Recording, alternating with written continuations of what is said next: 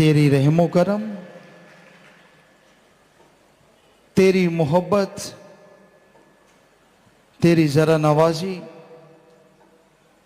तेरे परोपकारों का बदला अगर पूरे शरीर का हर बाल हर रोम रोम भी जुबान बन के गाने लगे तो गाया नहीं जा सकता। सो ऐसा मुरीद जब तड़फ के अपने सतगुरु मालिक के आगे दुआ करता है तो उसे करते रहना चाहिए, थकना नहीं चाहिए। मैं थक गया, मैं हार गया, रूहानियत के मार्ग में थकना हारने का तो कोई लेना देना ही नहीं है। जब आपने गुरमंत्र ले लिया, जब आपके ऊपर अल्लाह मालिक की रहमत हो गई, सत्संगे सुनते हो, तो मन के सामने हथियार डालने का तो सवाल ही पैदा नहीं होता।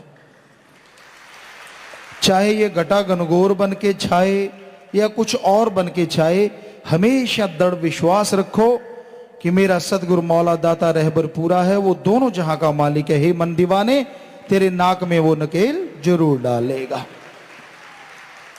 और फिर जैसा पीर फकीर कहें उसके अनुसार चलते रहो। जब भी मन रोके सुमन कर लो, मन का मुंह तोड़ जवाब दो तो यकीनन मालिक की कृपा होगी और मालिक की दया में रहमत आप पे बरसने लगेगी। मन कभी नहीं चाहता कोई परमार्थ करे, मन कभी नहीं चाहता कोई भले कर्म करे, मन कभी नहीं चाहता। और जो मन के मुरीद हो जाते हैं मनमते लोग, वो भी तरह तरह के टोटके घड़ते हैं। नहीं भाई ऐसा नहीं करना चाहिए, नहीं भाई क्या मिलता है, ये है वो है फलां है। जिसको श्रद्धा है, विश्वास है, वो मालिक की दया में रहमत को पा लेता है। श्रद्धा भावना विश्वास पैसे का नहीं, क्योंकि भगवान पैसा नहीं लेता। जितने भी धर्मों के लोग आप यहां बैठे हैं, हिंदू मुस्लिम सिख ईसाई सभी धर्मों के लोग रोजाना आते हो, सच सच बताओ क्या आपने कभी ओम अल्लाह वाहिगुरु गॉड को पैसा उठाते देखा है? नहीं देखा। जरा सोचिए, जो मालिक इंसान को बना सकता है, क्या वो इंसान के बनाए कागज के टुकड़े रुपए को नहीं बना सकता? चलो और सोचो, सारे धर्मों में, क्योंकि हमने सारे धर्मों को पढ़ा, सारे धर्मों में ये लिखा है वो कण कण में जर्रे जर्रे में मौजूद है। तो चलो मालिक अगर पैसे का आशिक है तो वो नोट बनाने वाली मशीन के ऊपर ना बैठ जाएगा, वहीं से करारे करारे लेता रहेगा। मेले कुचेले क्यों लेगा? क्या पता आपने कितनी बार थूक लगाया उन नोटों को, तो वो ऐसे क्यों लेगा? वो करारे करारे सीधे नहीं ले लेगा, यहां से बनते हैं वहीं मशीन से, लावे ये मेरी गुट्टी है, कोई रोक देगा भगवान को? तो भगवान ने तो क्या लेना है? उसका सच्चा संत पीर फकीर भी कभी मालिक से, मालिक को मांगता है, कभी दुनिया से उसके नाम पे पैसा नहीं लेता। वो कर्म जोगी होता है और ज्ञान जोगी होता है। तो कर्म करके खाओ, ज्ञान जोगी बनो। हिंदू धर्म में हमारे श्री कृष्ण जी हुए, श्री राम जी हुए, उन्होंने भी करके खाया। बचपन में श्री राम जी थे, उनके गुरु वशिष्ठ जी हुए, तो श्री राम जी बन बन में लकड़ियां बींदा करते थे और लकड़ी बींद के रोटी बनाते थे, गुरु जी को खिलाते, गुरु मां को खिलाते, उनके पांव दबाते। जब वो सो जाते तब श्री राम सोते, और सुबह उठ के फिर से पढ़ाई लिखाई और फिर से लकड़ियां बींदना, यानी कर्म जोगी। ऐसे श्री कृष्ण जी ने, सिख धर्म के 10 गुरुओं ने, इस्लाम धर्म में जिन्होंने इस्लाम धर्म चलाया पैगंबर मोहम्मद साहब, उस समय पशु चराना अरब कंट्री में बड़ा माना जाता था, उन्होंने वो कर्म किया। ईसा मसीह हुए ईसाई धर्म के, जिन्होंने ईसाई धर्म चलाया, तो उन्होंने भी कर्म करके खाया। तो कर्म करके खाना चाहिए। हराम है मांगना, मांगन मरन समान है, मत कोई मांगो भीख, मांगन से मरना भला, ये सतगुरु की सीख। कर्म योगी बनो, कर्म योगी, कर्म करके खाओ। मालिक के नाम पे अगर कोई आपसे मांगता है कि मुझे दे दो भाई, तो वो सरासर गलत है। हां, आप दान करना चाहते करो दान। जैसे आश्रम में 62 कार्य चल रहे हैं और करोड़ों साध संगत उसको फॉलो कर रही है, बड़ा जोर शोर से काम चल रहा है। वैश्यों की शादी करवा रहे हैं, किन्नरों का उद्धार हो रहा है, और मरणोपरांत आंखें दान हो रही हैं। पूरी सेना, पूरे गरीब समाज को, थैलेसीमिया के मरीजों को फ्री में ब्लड डोनेशन हो रहा है। और ब्लड दान देने में पता नहीं कितने लोगों का भला हो जाता है, बीमारियां दूर हो जाती हैं। प्रत्यक्ष को प्रमाण की जरूरत नहीं, राम की ऐसी कृपा बरस रही है। तो आप दान करो, कोई भूखा तड़प रहा, अपंग अंगहीन है, उसको खाना खिलाओ, ये सच्चा दान है। प्यासे को पानी पिला दो, सच्चा दान है। अरे अंधे को रास्ता पार करवा दो, ये भी एक दान है। तड़पते हुए के मरहम लगाना, ये भी सच्चा दान है। पर किसी का हक मार के खाना, ये दान नहीं है। ठगी, बेईमानी, भ्रष्टाचार से कमाना किसी धर्म में नहीं लिखा। क्योंकि जब हम 23 साल के थे, गुरुगद्दी पे गुरुजी लेके आया, आप जानते हैं, तो नॉन मेडिकल के स्टूडेंट थे, जितना पढ़े थोड़ा पढ़ पाए, लेकिन विज्ञान में बहुत रुचि थी, अव्वल रहते थे हमेशा। तो ये रुचि थी कि क्या है धर्म, क्योंकि धर्म के तो बेपरवाही ने ज्ञाता बना रखे। तो यहां आए, गुरुजी ने कहा सारे धर्मों को पढ़ो। सारे धर्मों को पढ़ा, चारों वेद, पवित्र शास्त्र, वेद, गीता, रामायण, महाभारत जो पांचवां वेद कहलाता है, कुरान शरीफ, सिख धर्म की पवित्र गुरबाणी, ईसाई धर्म की पवित्र बाइबल, और कबीर जी, शेख फरीद, नामदेव, धन्ना भगत, रविदास, जो भी जिसकी बानी मिली पढ़ी पढ़ रहे हैं, कभी ना कभी टाइम लगता है। तो सभी में एक ही चर्चा मिलती है। हमें कहीं लिखा हुआ नहीं मिला कि भगवान अल्लाह वाहिगुरु ओम पैसा लेता है। नंबर 2, ये लिखा हुआ नहीं मिला ठगी मारो, बेईमानी से खाओ, भ्रष्टाचार से खाओ, गरीब का हक मार के खाओ, बल्कि ये लिखा ऐसा करोगे तो माया होई नागणी जगत रही डहकाए, जो इसकी सेवा करे उसको ही ये खाए। ये लिखा है धर्मों में, किसी का हक मार के ना खाओ, पाप, ठगी, बेईमानी, झूठ, कुफर बोल के ना खाओ। मेहनत, दिमागी मेहनत, दिमाग तो ठगी में भी लगता है, ठगी वाली मेहनत नहीं। पढ़ाई है, अच्छे काम है, मानवता भलाई में आप नौकरी करते, कर्म करते हैं। वैसे तो जितनी भी ऑफिसर सज्जन हैं, जितने भी किसी भी वो क्षेत्र में हैं, हिंदी में तो उनको सेवा कहते हैं। सेवा, समाज सेवा, फलां फलां फलां फलां सेवा। पर सेवा कौन सी है? बुरा ना मानना, जेब काटने वाली भी क्या सेवा होती है? पता नहीं, ज्यादा जेब कट चल रहा है, जेब कट सेवा। तेरी जेब काट, मेरी जेब काट, फलां की काट।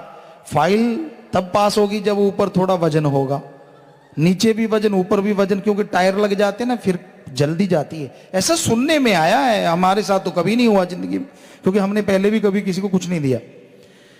तो आज समाज में यह क्रांति लाने की जरूरत है कि जब धर्मों में नहीं लिखा ठगी मारो, बेईमानी करो, भ्रष्टाचार फैलाओ, किसी का हक मार के खाओ, तो फिर जो धर्म का नकाब ओढ़ के, धर्म का नाम लेके जो बुरे कर्म करते हैं, लानते से लोगों पर और लानते सी जननी पर, नहीं करना चाहिए। ये कर्म बुरा है। कहते जी क्या करें, नीचे वाले खा रहे हैं, मेरे से छोटे वाले खा रहे हैं, मेरे से बड़े वाले तंग कर रहे हैं, मेरे को तो महीने का इतना चाहिए। मत दो, क्या कर देंगे, ज्यादा से ज्यादा चेंज कर देंगे, किसी और जगह सैर करते फिरो, क्या लेना है, राम नाम गाते फिरो। करने दो सैर, कितनी की सैर करवा देंगे, कुछ नहीं होने वाला। मालिक उत्तर कई गुना बढ़ के बरकतें डाल देंगे और खुशियों से लवरेज कर देंगे। तो राम का नाम जपना, अल्लाह मालिक की भक्ति इबादत करना अति जरूरी है। जो मालिक का सुमरण करते हैं, भक्ति इबादत करते हैं, उन्हीं पे प्रभु की कृपा होती है और वो अंदर बाहर से माला माल हो जाते हैं। तो इसलिए भाई, मालिक के नाम के सहारे ही जीव उसके प्यार मोहब्बत को पा सकता है। भीलनी कोई पागल नहीं थी, पर पागल थी। पागल दुनिया जिसे कहती कि दिमाग नहीं है, और पागल रूहानियत में कहते हैं जो भगवान की बात को पा जाए, जो भगवान की रमज को समझ जाए। तो वो पागल थी, मालिक को पा गई। और फिर जब श्री राम जी आए तो जूठे बेर भी उसके खा गए। हालांकि लक्ष्मण जी नाकपों से कोड़ रहे थे कि ये क्या हो रहा है, लेकिन वो क्या जाने कि भगवान और शिष्य का रिश्ता क्या होता है। विदुर ने केला तो फेंक दिया था और छिलका छिलका खिला दिया, और कृष्ण कहने लगे वाह क्या आनंद आ रहा है, वाह। उसके विदुर जी के जो घर से थी उन्होंने, तो विदुर जी आ गए और उन्होंने कहा ओहो ये भगवान क्या कर रही है तू, अरे तू छिलका खिला रही है कृष्ण जी को, और जो गुद्दा है केले का वो तो फेंक रही है। कहने लगी ओहो। तो उसने क्षमा मांगी और गुद्दा खिलाया। कृष्ण जी कहते इसमें वो बात नहीं है जो छिलके में थी, क्योंकि वो तो बात ही कुछ और होती है। जब भक्त और प्रभु का प्यार होता है उसमें नजारा ही कुछ और होता है, मजा ही कुछ और होता है। तो भाई उस मजे को अगर पाना चाहते हो, जितने मर्जी पढ़ लिख जाओ, इससे नहीं मिलेगा। धर्म का नाम है आपका, बहुत अच्छी बात है, लेकिन धर्म को पढ़ो, विचारो, उस पे अमल करो, तो भगवान को इस मृत्युलोक में साक्षात आप देख पाओगे। इसकी गारंटी हम आपको देते हैं। ना पैसा लगे, ना धर्म छोड़ना पड़े, ना काम धंधा छोड़ना पड़े, ना घर बार छोड़ना पड़े, ना बाल बच्चे, जिस मर्जी काम धंधे में रहते हुए बस बुरे कर्म छोड़ दो, राम का नाम जपना शुरू कर दो। अरे जर्रे जर्रे में, कण कण में राम की मौजूदगी आपको नजर आएगी, जैसे धन्य भक्त को मालिक कण कण में नजर आने लगा। खुद मुख्तियारी, मर्जी का मालिक, 84 लाख जोनियों में जितनी भी जोनियां हैं, सब की सब गुलाम हैं। सिर्फ एक जोनी को छोड़ के बाकी सब अपने किए कर्मों का फल भोगती हैं, या काल चक्कर में फंस के काल के भयानक कर्मों को भोगती रहती हैं। एकमात्र जोनी ऐसी है जो काल के जाल को तोड़ सकती है। वो जोनी प्रभु ने, अल्लाह वाहिगुरु राम ने खुद बनवाई, और वो जोनी है मनुष्य की जून, मानस की जून। कहते हैं जब सारी जोनियां बन गई तो रूहें वापस नहीं आई, मस्त हो गई। फिर काल ने वचन ले लिया कि जैसे ये मस्त हैं ऐसे ही रहें। तो मालिक की आवाज को ना सुना, तो मालिक ने देखा, वचन तो दे दिए कि अब तो ये आत्माएं कभी काल के भंवर से आजाद होंगी ही नहीं, हमेशा के लिए फंस गई। तो परमपिता परमात्मा ने काल से फिर मनुष्य शरीर बनाया। सारे देवी देवताओं ने इस शरीर को सजदा किया। उन देवी देवताओं ने भगवान से पूछा कि हम इसको सजदा क्यों करें, ये भी तो शरीर है, बाकी भी शरीर हैं। तो भगवान ने, अल्लाह राम ने तब कहा कि इस शरीर में जो भी आत्मा मृत्युलोक में मेरी भक्ति इबादत करेगी, मेरा नाम जपेगी, उसे मैं मृत्युलोक में दर्श दीदार जरूर दूंगा, और उस आत्मा को आवागमन से आजाद करवा दूंगा। बाकी की जोनियां सब की सब गुलाम, किसी को अधिकार नहीं कि वो राम का नाम ले सके, उस ओंकार की भक्ति इबादत कर सके। सिर्फ मनुष्य जोनी को मालिक ने यह अधिकार दे दिया। तो ये अधिकार मिल गए। सब देवी देवताओं ने सजदा नमस्कार किया, और इस बारे में कबीर साहब जी की वाणी भी पुष्टि करती है कि गुर सेवा ते भक्त कमाई, तभी यह मानस दे ही पाई।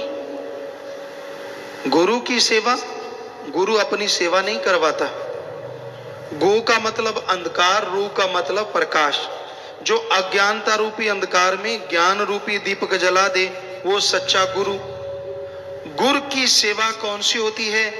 सृष्टि की सेवा। गुरु जो कहे वो सेवा करो। प्यासे को पानी पिलाओ, भूखे को खाना खिलाओ, अंगहीन अपंग लाचार का इलाज करवाओ, तड़फते हुओं को सहारा दो, दीन दुखियों की मदद करो और सबका भला मांगो, ये गुरु कहता है। तो गुरु सेवा ते भक्त कमाई, और गुरु जो कहे वो भक्ति करो। कौन सी भक्ति? उस ओंकार का नाम जपो। वो मूल मंत्र देते हैं, गुरु मंत्र देते हैं, मेथड ऑफ मेडिटेशन, सिख धर्म में नाम शब्द। वो शब्द देते हैं जिसका अभ्यास करने से सारे देवी देवता भी खुश होते हैं, और उस ओंकार सुप्रीम पावर अल्लाह वाहिगुरु के दर्श दीदार भी हो सकते हैं। तो गुरु वो भक्ति करने की प्रेरणा देते हैं। गुरु अपनी भक्ति नहीं करवाते, वो तो उस परम पिता परमात्मा के लिए आते हैं, उसकी भक्ति की प्रेरणा देते हैं कि उसकी भक्ति करो, उसका नाम जपो। और जो वचन सुन लेते हैं संत पीर फकीरों के, गुर सेवा ते भक्त कमाई, तब यह मानस दे ही पाए। इसलिए ये मनुष्य जन्म मिला है।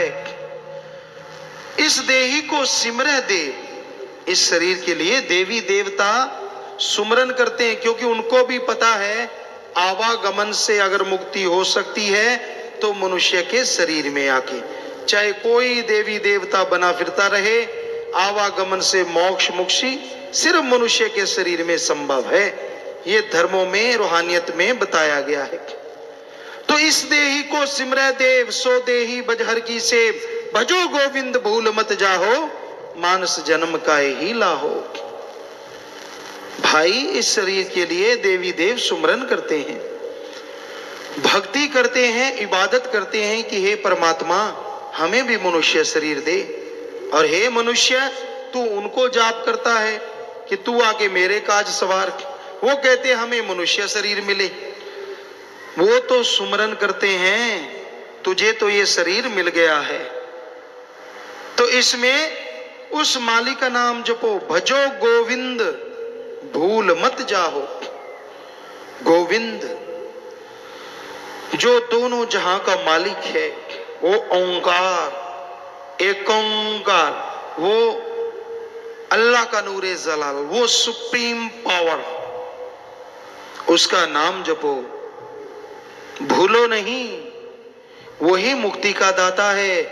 भजो गोविंद भूल मत जाहो, मानस जन्म का यही लाहो। मनुष्य शरीर का सबसे बड़ा लाभ यही है कि जीते जी गम, चिंता, टेंशन, परेशानी, बीमारियों से आजादी मिल जाए और मरणोपरांत जन्म मरण से मुक्ति मिल जाए। तो ये मालिक के नाम के द्वारा संभव है, ना पैसे से, ना दिखावे से, ना ढोंग पखंड करने से, ना किसी और तरीके से मालिक खुश होता है। जब तक दिल का शीशा साफ नहीं होता उसकी तस्वीर प्रकट नहीं होती, चाहे जितना मर्जी जोर लगा लो। लोग वाह वाह कहेंगे, वाह जी वाह, वाह जी वाह, लेकिन लोगों की मान बढ़ाई सारी एक तरफ और अल्लाह वाहिगुरु राम एक तरफ। वो इन चीजों में नहीं मिलता। उसको पाने के लिए दिलो दिमाग में से बुराइयां साफ करनी होंगी, अपनी खुदी को मिटाना होगा। चाखा चाहे प्रेम रस, राखा चाहे मान, एक म्यान में दो खड़ग, देखा सुना न कान। चाखा चाहे प्रेम रस, मालिक के प्यार को पाना चाहता है, और दूसरी तरफ मान बढ़ाई वावा का भूखा है। दोनों चीजें एक म्यान में नहीं रहती। जैसे एक म्यान में दो तलवार, कबीर जी कहते ना तो देखा ना सुना, उसी तरह एक शरीर में झूठी मान बढ़ाई और अल्लाह वाहिगुरु राम का प्यार इकट्ठे नहीं रहते। यहां मालिक का प्यार है, वहां अहंकार नहीं, और यहां अहंकार है वो थोथा चना बाजे घना, वो खाली है, उसके अंदर मालिक का प्यार नहीं, वो कोरा ज्ञान सुनाने वाला है। क्योंकि जिनका हृदय साफ है, जिनके अंदर अहंकार नहीं, खुदी नहीं, उनके अंदर खुदा बसता है। यहां खुदी है, वहां से खुदा कोसों किलोमीटर दूर चला जाता है, सैकड़े किलोमीटर दूर चला जाता है। इसलिए अपने आप को पवित्र बनाओ, मालिक का नाम जपो, उसकी भक्ति इबादत करो। उसके नाम में यह शक्ति समाई है कि आपके अंदर के कचरे को साफ कर दे। जैसे जमींदार भाई हैं, कपास, नरमा, जो भी फसल बोते हैं, अगर सही टाइम पे संभाल करें तो फसल फलती फूलती है। सही पानी हो, खाद, स्प्रे जो भी आप देते हैं, पर उसमें एक चीज और भी जरूरी है, उसमें से घास फूस निकालना भी जरूरी है। जिस जमींदार के खेत में घास फूस ज्यादा बढ़ जाता है और वो आलस करता है, आज नहीं यार कल निकालेंगे, कल नहीं यार परसों निकालेंगे, उसको ये नहीं मालूम कि जो ताकत तेरी नरमे के पौधों ने, कपास के पौधों ने लेनी है, वो तो घास फूस खींचते जा रहे हैं। कहां से फसल फलेगी, कहां से हरा गहरा हरा रंग आएगा, वो तो बेचारे पीले कुमला जाएंगे। अगर कोई सही टाइम पे घास फूस निकालता है और सही टाइम पे फसल की कीड़ों से बीमारियों से रोकथाम करता है तो फसल भी कई गुना वफा करती है। उसी तरह आपके शरीर को भी जरूरत है अंदर से घास फूस निकालने की। आपके शरीर में काम वासना, क्रोध, लोभ, मोह, अहंकार, मन माया रूपी घास फूस बढ़ता ही जा रहा है। ये बीमारियां आपकी आत्मा को चारों तरफ से घेरे बैठी हैं। आलस ना करो यार, कल करूंगा, परसों करूंगा। आपकी आत्मा को निचोड़ के रख देंगी ये बीमारियां। इसलिए संभाल करनी है। अंदर का ये घास फूस बीमारियां निकालने के लिए एकमात्र स्प्रे, एकमात्र उपाय राम नाम की दवा का छिड़काव है। जीवा से राम नाम जपो, ख्यालों से राम नाम जपो, ये सारी बीमारियां खत्म हो जाएंगी और आपकी आत्मा महक उठेगी और मालिक के दर्श दीदार से अंदर बाहर से माला माल होते जाओगे। समय पे संभाल जरूरी है। जब समय चला जाता है पीछे पश्चाताप करने से कुछ हासिल नहीं होता। आयु बीती जात है हरि से क्यों ना हेत। समय बीत रहा है। जो सेकंड, जो मिनट, जो घंटा, दिन, महीना, साल आपकी जिंदगी का गुजर गया, समझो आप छोटे हो गए, आप मौत के और नजदीक हो गए। तो ये समय गुजर रहा है पर आप मालिक से प्रीत करना ही नहीं चाहते। रसों कसों में फंसे हुए हो, कोई काम वासना में। काम वासना मतलब विषय विकार, सारा दिन सेक्सुअल रिलेशन का कीड़ा दिमाग को काटता रहता है और आदमी ना मां देखता है, ना बहन, ना बेटी, ना बाप, ना दादी, ना पोता, ना कोई रिश्ता इस कलयुग में बचा है तो अच्छे संस्कार की वजह से, वरना खत्म होता जा रहा है। काम वासना की आंधी ऐसी चढ़ी हुई है प्यारी साध संगत जी। बड़े बड़े त्यागी, बड़े बड़े तपस्वी भी इसमें उलझे हुए हैं। बुरा हाल है। कुदरत के असूल के उल्ट चल रहे हैं और दिनों दिन परिवार और खुद यूं होते जा रहे हैं। अंदर से, बाहर से मांस के लोथड़े हैं तो क्या हुआ, बेचैनियां हैं अंदर। दिखने में भक्त नजर आते हैं, हाव भाव सारे भक्तों वाले हैं और कर्म सारे राक्षसों वाले हैं। कहां से घर परिवार में बाधा हो, कहां से खुद को भगवान के नूरी स्वरूप तो दूर साधारण स्वरूप के भी दर्शन हो, कहां से। तो ये बीमारी भी हमारे समाज को खोखला कर रही है। काम वासना की आंधी है ये। पशुओं से इंसान इतना गिर गया है। पशु भी तब विषय विकार में पड़ते हैं जब उन्होंने बच्चा औलाद लेना होता है, कुदरत के नियम को पूरा करना होता है। पर आदमी पशु से गिर गया है, इसको कोई लेना देना नहीं इन चीजों से। तो भाई ये एक बीमारी महाबीमारी बनती जा रही है। कहीं भी देख लो, किधर भी देख लो, इस बीमारी से जब हम निगाह घुमाते हैं कोई कोई बचा नजर आता है, वो भी जिसके अच्छे संस्कार हैं, सतगुरु अल्लाह मालिक से बेहद प्यार है।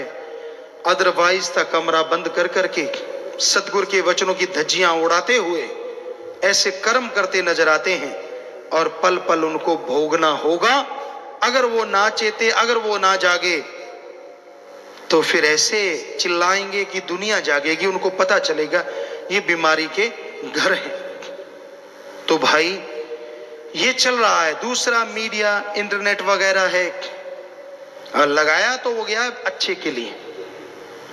बच्चों की अच्छी शिक्षा हो, अच्छी पढ़ाई हो, बच्चे उससे नॉलेज लें, बहुत अच्छी बात है, कोई उसमें गलत नहीं है ये चीजें। अगर ये तो स्वस्थ है, बच्चे तो बेचारे ये स्वस्थता उठा रहे हैं, लेकिन उनके जो हेड हैं वो इससे दुरुपयोग में लगे हुए हैं। दिन रात गलत कार्य उसको लगा हुआ है, उसमें सब कुछ गलत चलता है, बुरा चलता है, और उसको देख देख के दिन रात बुराइयों में डूबे हैं। दिन रात अपनी बेड़ी पे बट्टे नहीं डाल रहे, अपनी बेड़ी को फाड़ रहे हैं कि जल्दी से डूब जाए, ज्यादा टाइम क्यों लग रहा है।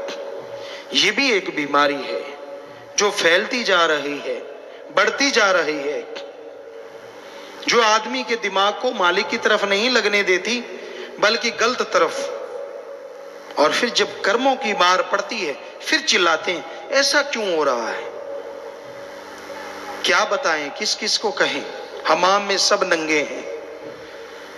हमाम कहते हैं स्नान घर को, और उसमें कोई कपड़े पाके तो नहाता नहीं। एक आधा कोई बुद्धू होगा जो कपड़े समेत नहा लेता होगा, वरना तो कपड़े उतारने ही पड़ते हैं। तो हमाम में सब नंगे हैं, समझदार को इशारा काफी है।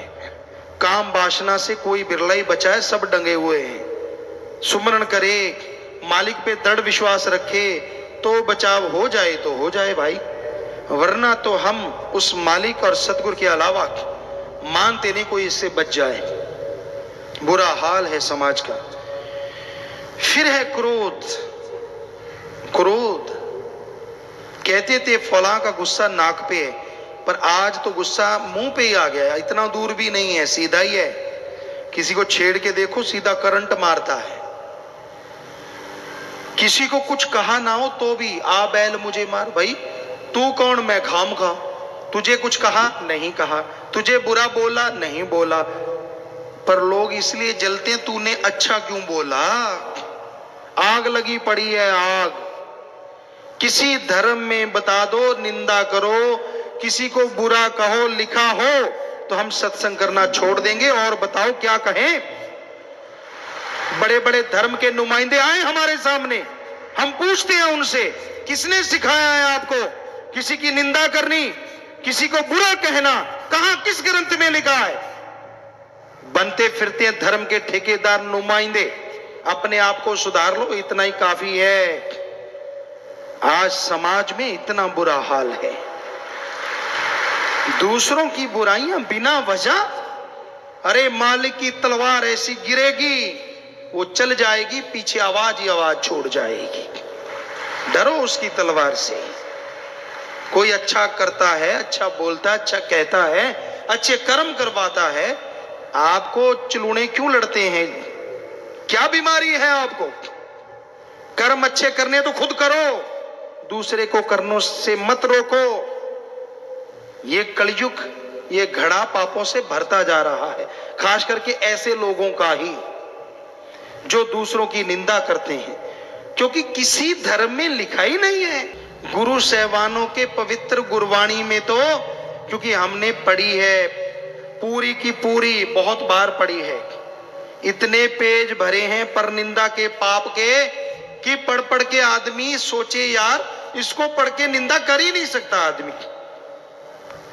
पढ़ के देखो, निंदा भली किसी की नाही, मनमुख मुग्ध करन, मुंह काले तिन निंदका, नरके को और पवन। मनमुख वो गुरु का तो है ही नहीं। गुरु सहबानों की वाणी कह रही है, उसके ऊपर गुरु की तो कोई कृपा है ही नहीं जो निंदा करता है। मनमुख है वो, मनमुख। मुग्ध महामूर्ख है। मुग्ध का मतलब मूर्ख, महामूर्ख। मनमुख मुग्ध करन, मुंह काले तिन निंदका, नरके को और पवन। या तो कह दो गुरुओं की वाणी झूठी है, जो कि हो नहीं सकता, क्योंकि उनका तो एक एक अक्षर सच था, सच है और सच ही रहेगा। तो फिर क्यों यहां भी नरक पैदा कर रहे हो और आगे भी नरक पैदा कर रहे हो? दोनों जहान में मुंह काला होगा तो होगा ही होगा 100%।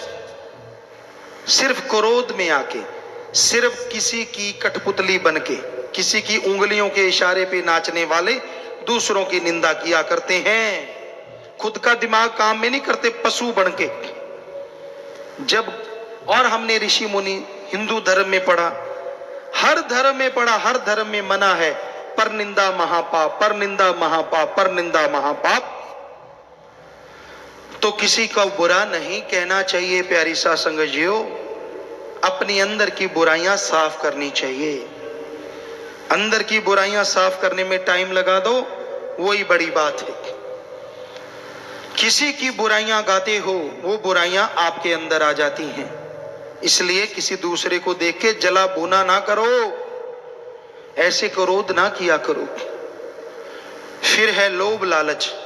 ये लोभ लालच ही तो सब कुछ करवाता है। लोभ है सर्व पाप का बाप। यहां लोभ लालच आ गया, बाकी के पाप अपने आप जुड़ते चले जाते हैं, अपने आप बनते चले जाते हैं। तो लोभ लालच बुरी बला है। इससे बेटा बाप को मारता है, भाई भाई में दुश्मनी पैदा हो जाती है।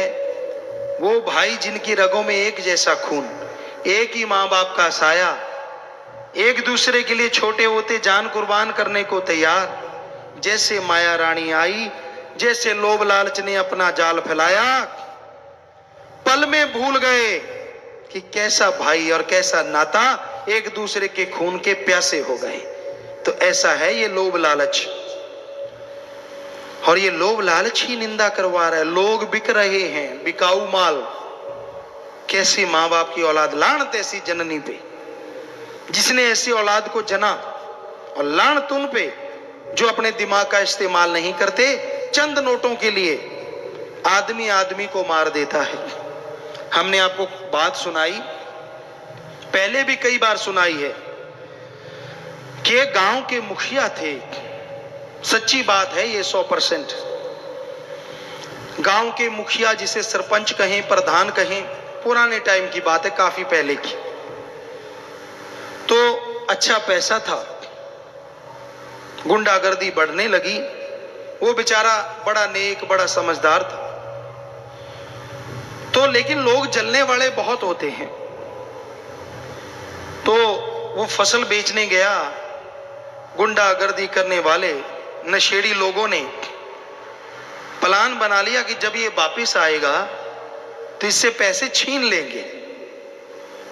अब नशा करने लगे, नशा करते रहे। जब तक वो आया, उसने क्या किया, तो अपना एक थैला ले लिया सरपंच प्रधान ने, पैदल रास्ता था 4-5 किलोमीटर, वो उतरा और पैदल चल पड़ा। थोड़ा सा शाम हो आई तो वो रास्ते में गुंडे लोग बैठे ही थे, लेकिन उस आदमी को, सरपंच को मजाक करने की आदत थी। कहते हैं ना, हद से ज्यादा कोई चीज अच्छी नहीं होती। ना ज्यादा धूप, ना ज्यादा मेघला, ना बरसात अच्छी ज्यादा, ना धूप ज्यादा अच्छी। मौसम बढ़िया रहे तो अच्छा है। कोई भी चीज ज्यादा अच्छी नहीं। तो वो मजाक बहुत करता था, ये उसकी सबसे बड़ी कमी थी। तो गुंडों ने उसका रास्ता रोक लिया, थैला लिया, हाथ में थैला था, भरा हुआ था। कहने लगे इसमें क्या है? कहने लगा इसमें है तरमाल। तरमाल, तरमाल मतलब वो तरकारी लेके आया था, सब्जी। अब तरमाल का पंजाबी में उत्तर बनता भी काफी काफी काफी कुछ है।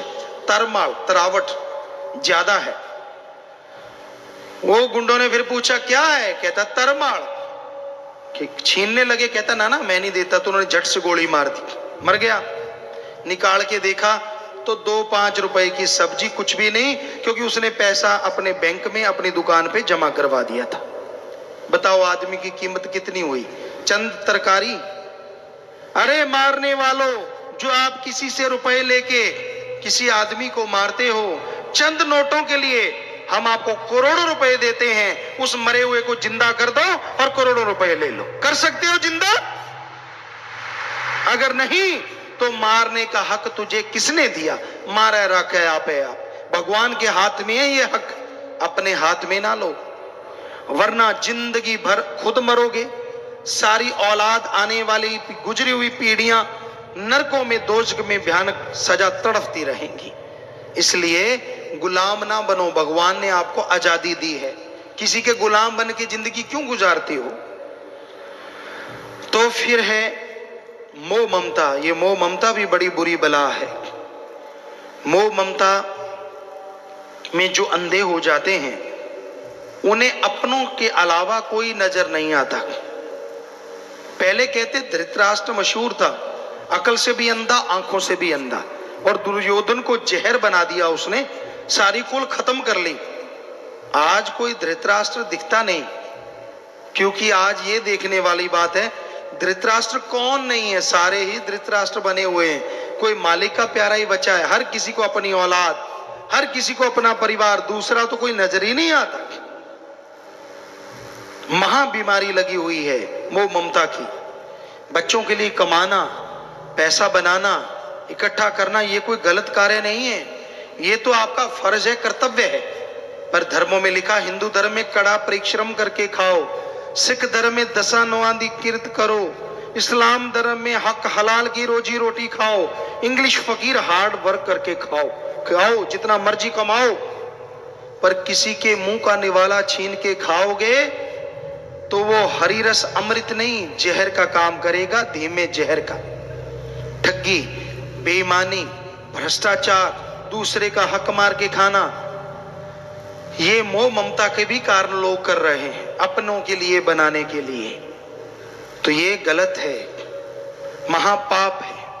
फिर है अहंकार, किसी को ऊंचे धर्म का, किसी को ऊंची जात का, किसी को राज पहुंच का, किसी को धन दौलत का, किसी को जमीन जायदाद का, किसी को अपनी औलाद का। और अहंकार को मार पड़ती थी, पड़ती है और पड़ती ही रहेगी। एक लख पूत सवा लख नाती, तै रावण घर दिया न बाती। रावण से बढ़ के कोई अमीर नहीं, रावण से बढ़ के कोई साइंटिस्ट नहीं, वैज्ञानिक नहीं, क्योंकि उसके कंधे पे परमाणु हमेशा टंगा रहता था। रावण से बढ़ के कोई धर्मों का विद्वान नहीं, चारों वेदों का टीकाकार पंडित था। हर राजनीतिज्ञ नहीं, सारे शास्त्र उसने पढ़ डाले थे, जुबानी याद थे। उससे बड़ा धनवान नहीं, उसके नौकरों के कमरे भी गोल्ड सोने के बने हुए थे। सो उसने अहंकार किया और उसका बुरा हाल हो गया। तो भाई, ये 5 काम वासना, क्रोध, लोभ, मोह, अहंकार बुरी तरह से इंसान को बर्बाद कर रहे हैं।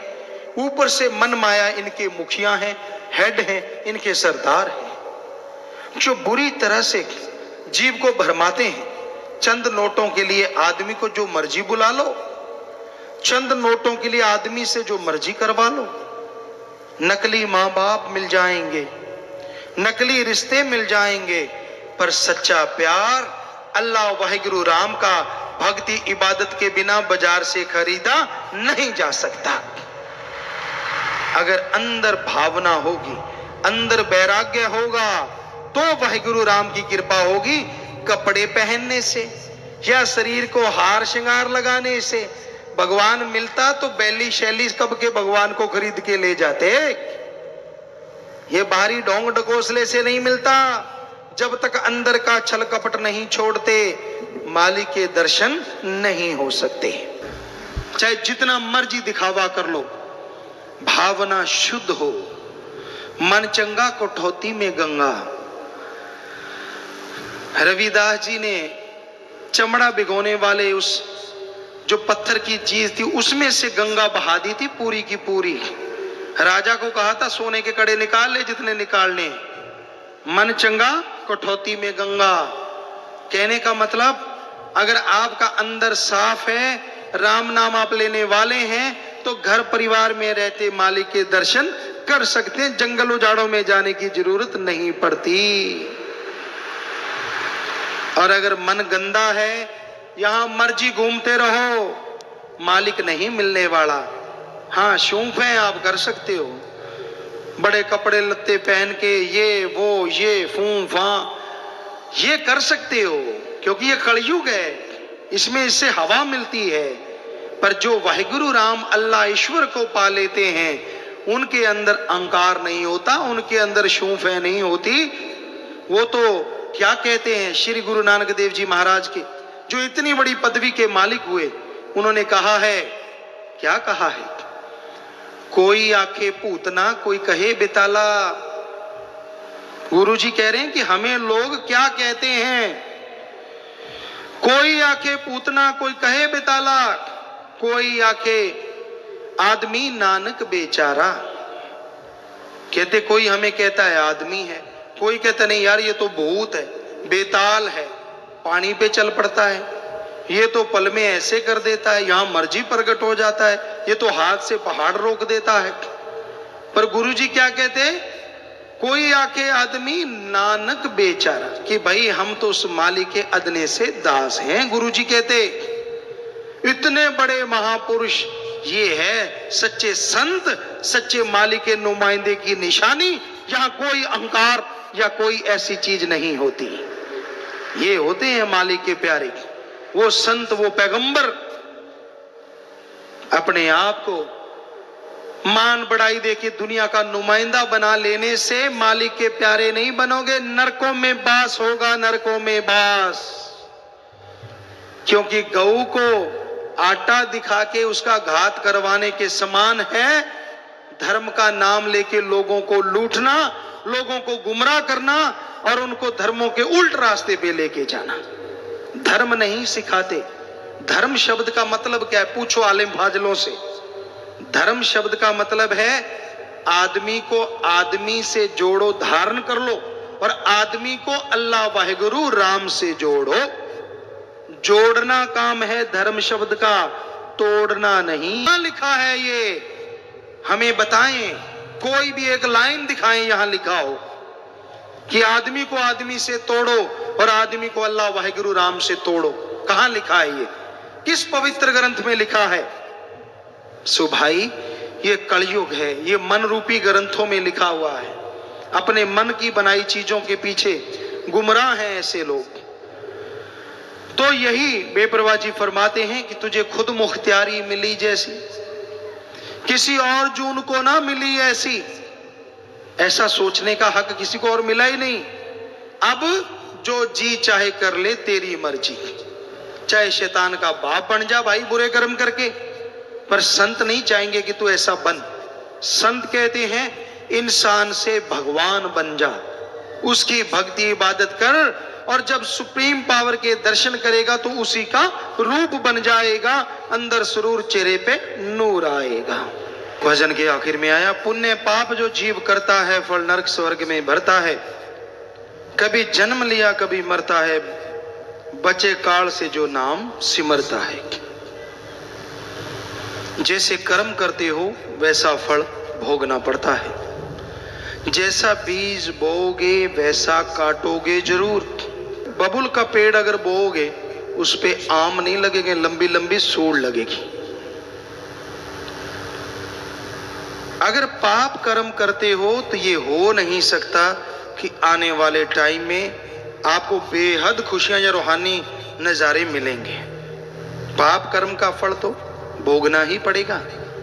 सत्संग सुनते हो, आत्मा को फल मिलता जाता है, लेकिन अमल करते हो तो जीते जी खुशियों से लबरेज हो सकते हो।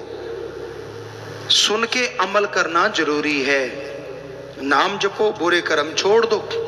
यहां कहते हैं कि ये कर्म बुरा है, आपने सुन लिया, सत्संग सुन के फिर से बुरे कर्म करना, वो तो महापाप है। कैसे बचोगे उस पाप से? सो पाप बुरा कर्म करने में ही होता है। कर्म से ही पाप बनते हैं। सोच विचार अगर बुरा आता है, सुमन कर लो, अमल ना करो, उन विचारों से आप बच जाएंगे, उनका पाप नहीं लगेगा। पर जब बुरे कर्म करने लग जाते हो वो फल भोगना पड़ता है। सो बुरा कर्म नहीं करना चाहिए। सोच पे तो कंट्रोल करना, जल्दी से काबू आना मुश्किल है। चलते चलते आदमी बैठा कहीं और होता है, देख कुछ और होता है और अंदर मामला कुछ और ही चल रहा होता है। कई ऐसे होते हैं, देख कुछ और रहे, हाँ जी हाँ जी। हम आपको सुनाते हैं, एक बात सुनाया करते थे। एक आदमी लड़का था, बड़ी गड़बड़ किया करता था, टीचरों को भी ढंग से नहीं बोलता था। तो एक बार कोई टीचर बीमार हो गए, हम लोग गए, सबने पूछा, वो 5-7 दिन के बाद वापस आए या 15 दिन के बाद वापस आए। सर जी ठीक है, आप गुरु जी ठीक है, तब बोला करते थे जो भी।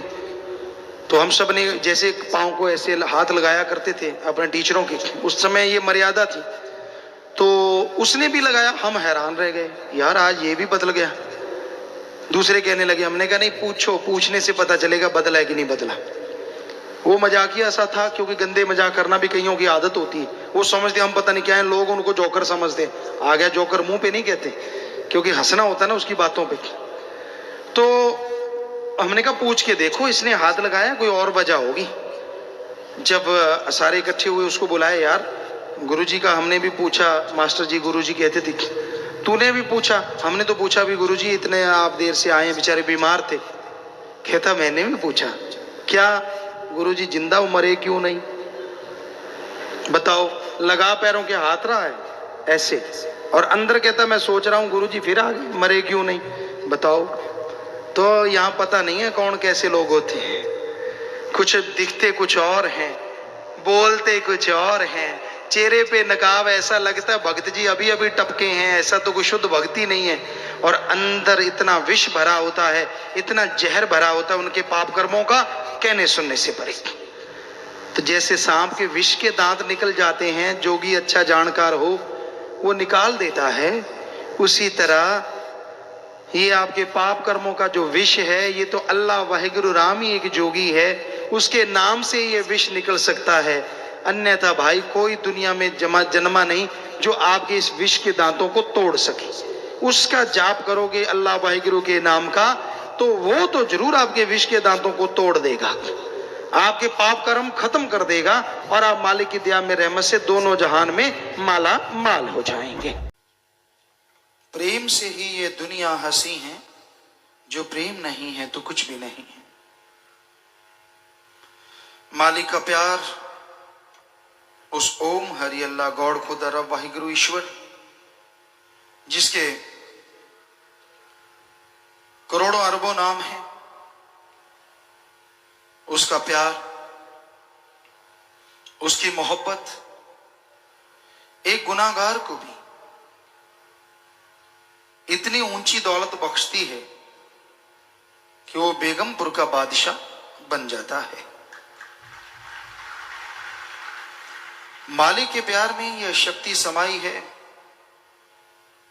कि जो मालिक से प्यार करता है वो उसकी तमाम रहमतों को लूटा करता है, उसके गम चिंता परेशानियां खत्म होती हैं, जीते जी मोक्ष और मरणोपरांत भी मोक्ष। यही हमारे धर्मों का सार है।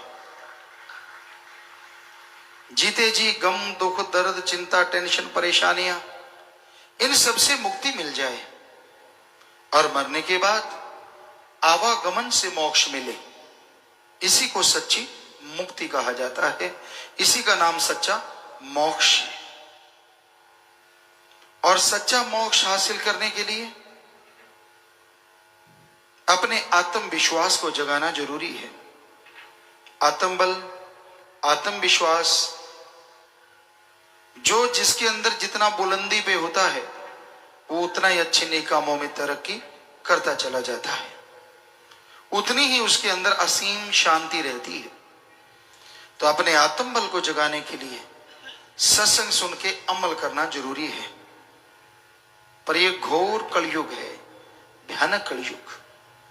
यह काम वासना, क्रोध, लोभ, मोह, अहंकार, मन, माया, काल की इन ताकतों ने बुरी तरह से इंसान को अपने गिरफ्त में ले रखा है, अपने जाल में फंसा रखा है।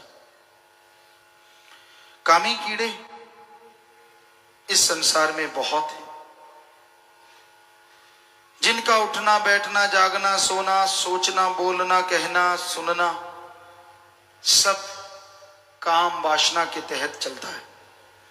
जिधर भी निगाह जाती है काम वासना, जिधर भी बात चलती है काम वासना, गंदगी के कीड़े बन जाते हैं। उनको संतों की कोई बात अच्छी नहीं लगती, मन उनका हावी हो जाता है, मन उन्हें होश नहीं लेने देता।